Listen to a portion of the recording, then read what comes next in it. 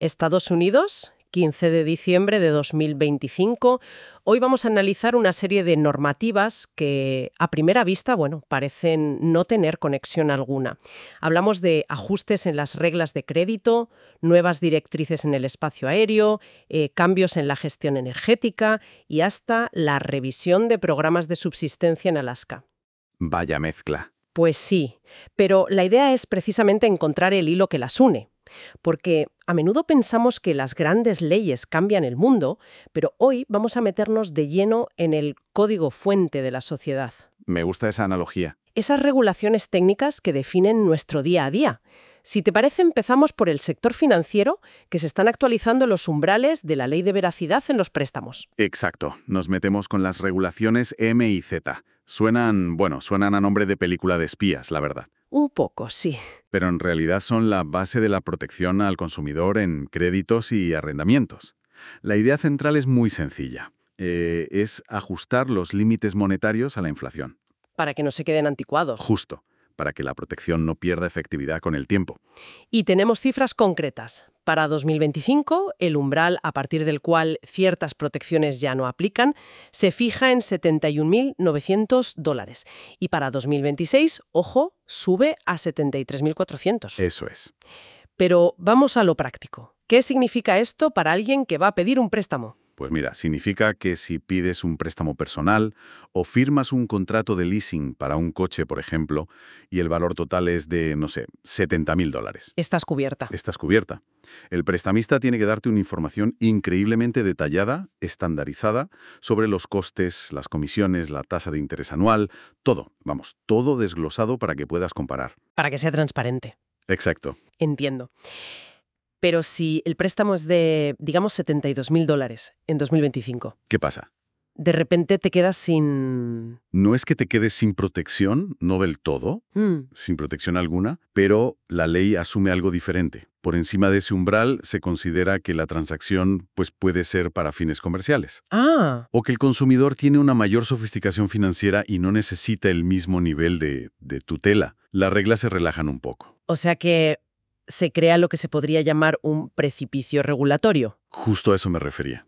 Si estás en $71.800, la ley te trata de una manera, pero con $200 más, el paradigma cambia completamente. ¿Y cómo se decide dónde poner esa línea? ¿Es una ciencia o es más bien un arte? Es una fórmula, en realidad.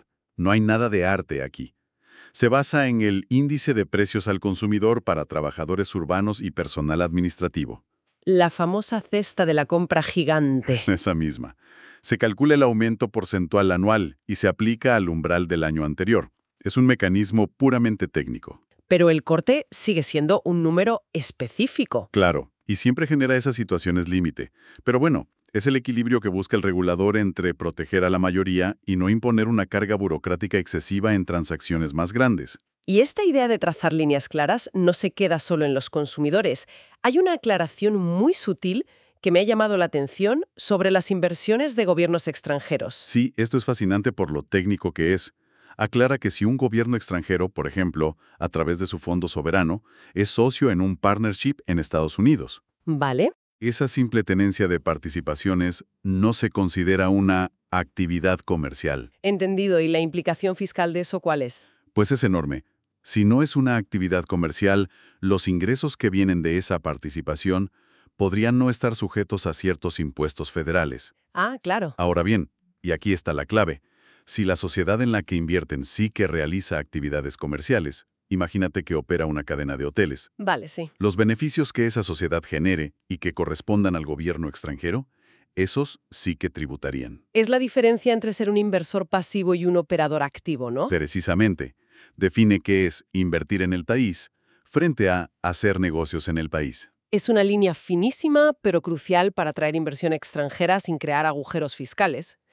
Es increíble cómo un par de frases en un documento pueden mover miles de millones de dólares. Totalmente. Son las reglas del juego. Y hablando de reglas que salvan vidas además de dinero, si te parece, despegamos de las finanzas y nos metemos en aviación. Me parece perfecto. La Administración Federal de Aviación, la FAA, ha estado ocupada. Una de las directrices establece un nuevo espacio aéreo de clase E sobre el aeropuerto de Manila, en Utah. Suena a un lugar muy, muy específico. Lo es, y por eso es un ejemplo perfecto de cómo funciona la seguridad aérea a nivel micro.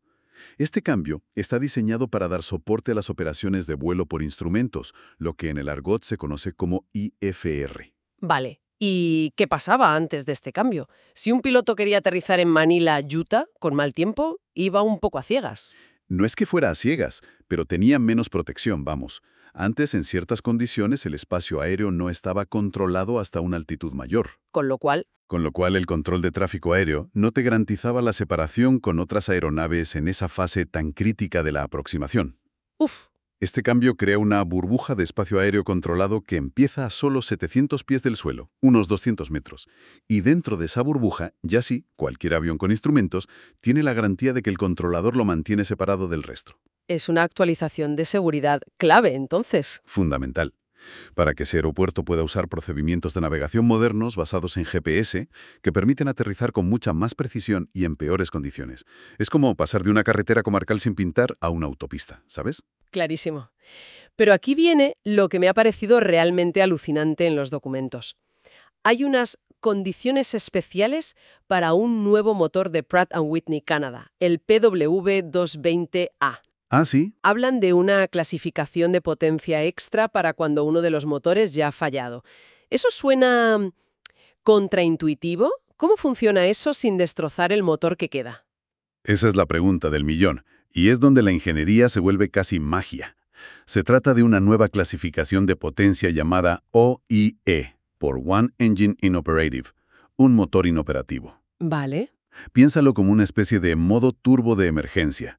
Normalmente, un motor tiene límites de potencia muy estrictos para no dañarse. Pero la OIE le dice al piloto, oye, en una emergencia real, si has perdido un motor, puedes forzar el que te queda durante 2 minutos y medio 2 minutos y medio. para salir del apuro. Exacto. ¿Y por qué se necesitan condiciones especiales? ¿Es que la normativa no contemplaba algo así? Justo. La tecnología ha ido por delante de la regulación. Las normativas actuales tenían clasificaciones más antiguas, una de 30 segundos y otra de 2 minutos, por separado. Y esto lo unifica. Lo que ha hecho Pratt & Whitney es combinarlas en una única clasificación de 2.5 minutos, y esto para el piloto es un avance tremendo. En un momento de estrés máximo, con alarma sonando, no tiene que estar pendiente de si le quedan 30 segundos de una potencia o 2 minutos de otra. Simplifica la gestión de la emergencia, claro. Muchísimo. Tiene un único margen de tiempo, más largo, para estabilizar la aeronave y tomar decisiones. Entiendo el beneficio para el piloto, pero sigo pensando en el pobre motor.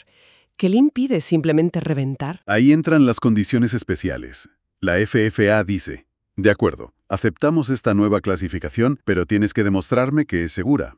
El fabricante tiene que probar con tests exhaustivos que el motor puede soportar ese sobreesfuerzo sin un fallo catastrófico. O sea, materiales más resistentes, mejor refrigeración. Todo. Y sobre todo, una electrónica de control del motor, el FADEC, que es increíblemente sofisticada y gestiona los parámetros para dar esa potencia extra sin autodestruirse. Y hay otro detalle que me ha encantado. El motor tiene que chivarse. Efectivamente, una de las condiciones es que el motor debe tener un sistema que registre cuándo se ha usado esta potencia OI y que alerte al personal de mantenimiento en tierra. Es una bandera roja. Es una bandera roja que dice, ojo, este motor ha sido llevado al límite. Antes de que vuelva a volar, hay que hacerle una inspección a fondo. Es un ciclo completo, ¿ves?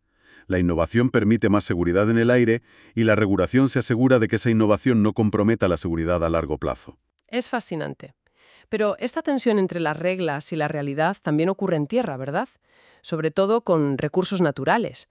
La Oficina de Administración de Tierra se enfrenta a algo parecido. Así es, volvemos a tierra firme. La Oficina de Administración de Tierras, la BLM, está modificando los plazos de una normativa bastante importante sobre prevención de residuos en la extracción de gas y petróleo. Y no es un cambio menor. Están aplazando la fecha límite para cumplir con ciertos requisitos hasta el 10 de diciembre de 2026. ¿De qué requisitos hablamos? Hablamos principalmente de dos. El primero es la obligación de instalar equipos de medición en las antorchas de alta presión, las que queman el exceso de gas. ¿Para saber cuánto se quema? El primer paso para reducirlo. Y el segundo es la presentación de programas de detección y reparación de fugas, los LTAR. Básicamente, planes para ir con cámaras de infrarrojos a buscar y tapar fugas de metano. Aplazar esto 2 años suena significativo. El documento lo justifica citando órdenes ejecutivas para reducir cargas regulatorias. Pero, ¿cuál es la otra cara de la moneda? Aquí es donde vemos el choque directo de dos visiones. Desde la perspectiva del gobierno, se argumenta que se da un respiro a la industria, se reducen costes y se fomenta la producción. La industria dirá que necesita tiempo para la tecnología, para las cadenas de suministro. Ya. ¿Y desde el otro lado? Desde el otro lado, pues grupos ecologistas y de salud pública dirían que esto significa 2 años más de emisiones de metano, que es un gas de efecto invernadero potentísimo. Y de otros compuestos que afectan a la calidad del aire. Exacto. Argumentarían que el coste de la inacción en términos de clima y salud es mucho mayor que el coste para las empresas. Es un ejemplo perfecto de cómo una decisión técnica es en realidad un campo de batalla de políticas energéticas. Y en una línea similar de gestión de recursos, pero desde una perspectiva mucho más humana, nos vamos a Alaska. Sí, se ha anunciado una revisión del Programa Federal de Gestión de la Subsistencia. Y hay que aclarar que esto no es una nueva regla, ¿verdad? Exacto. Es importante. Es el anuncio de que se va a iniciar un proceso para revisar una de las políticas más complejas y vitales de la región. Este programa garantiza que los residentes rurales de Alaska tengan prioridad para cazar y pescar para su subsistencia. Suena a algo mucho más profundo que una simple regulación de caza. Parece que toca la fibra de un modo de vida. Totalmente.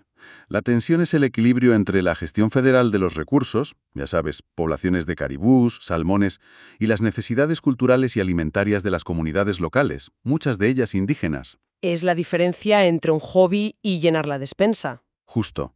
Para una familia en una aldea remota, pescar salmón en un río que atraviesa un parque nacional no es ocio. Es la diferencia para sobrevivir al invierno. Es seguridad alimentaria e identidad cultural. Y esta revisión va a mirar puntos muy específicos. Se habla de la composición del Consejo Federal de Subsistencia, de los criterios para ser miembro de los consejos asesores.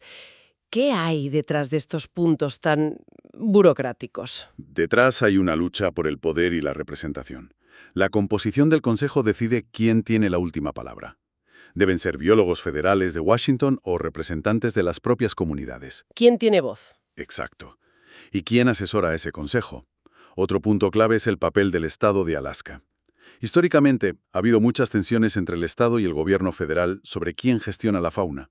Y quizá el punto más polémico de todos, el proceso para determinar qué comunidades se consideran rurales. Sin duda. Porque ser clasificado como rural es lo que te da acceso a esta prioridad. Pero, ¿qué es rural en un estado como Alaska? Se basa en la población, la distancia, la economía local. Cambiar esa definición puede dejar a comunidades enteras fuera del programa. De la noche a la mañana. Por eso esta revisión, aunque parezca un procedimiento administrativo, se observa con lupa. Se está redefiniendo quién tiene derecho a qué. Entonces, si damos un paso atrás, ¿qué nos dice todo esto? Hemos saltado de umbrales de crédito a la altitud de un espacio aéreo, a plazos para fugas de gas y a la definición de rural en Alaska. ¿Cuál es el hilo conductor? El hilo conductor es la maquinaria invisible de un Estado moderno en pleno funcionamiento. Lo que vemos es el ajuste constante, minucioso y a menudo polémico de las reglas que gobiernan nuestra economía, nuestra seguridad y el uso que hacemos del planeta. Son cambios que no abren un telediario. Raramente, pero que sumados tienen un impacto mucho más profundo en la vida de la gente que muchas leyes que se anuncian a bombo y platillo. Es como si estuviéramos mirando los engranajes del reloj en lugar de solo la esfera. Vemos la línea que define quién necesita protección, la burbuja invisible que protege a un avión, la decisión política tras un plazo técnico. Y la lucha por la identidad cultural que se libra en la definición de una palabra. Es la gobernanza en su estado más puro. Exactamente. No son grandes discursos, es la aplicación práctica y detallada de esas ideas en el mundo real. Y es un proceso de ajuste sin fin, porque la tecnología, la economía y la sociedad nunca dejan de cambiar. Entonces, la reflexión que a mí me queda es esta. Si estos ajustes incrementales, casi invisibles, se publican día tras día, ¿de qué manera esta marea constante de pequeñas decisiones acaba moldeando nuestra sociedad y nuestra economía de una forma mucho más profunda y permanente que las grandes olas legislativas que acaparan toda la atención?